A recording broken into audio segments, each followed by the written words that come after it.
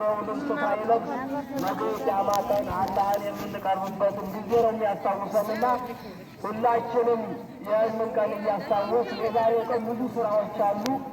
አንደኛው ተዛ ዋናው የእርድ ስነ ስርዓት ነው።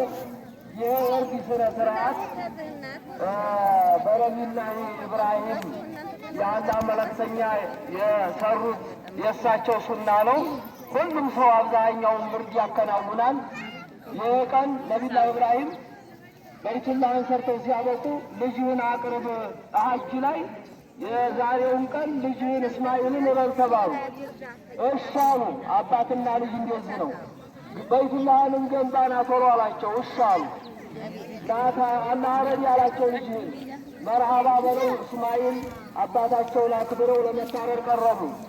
ካንጋለዋቸው በኋላ አላህ ሱብሓነሁ ወተዓላ ቢዚቢን አዚም ትልቅ የሆነ ፊድያ ለእብራሂም ሰጣቸው በግ እና የዛሬውን ቀን እርድ የማያርድ የለም። ትልቁ ስራ ነው።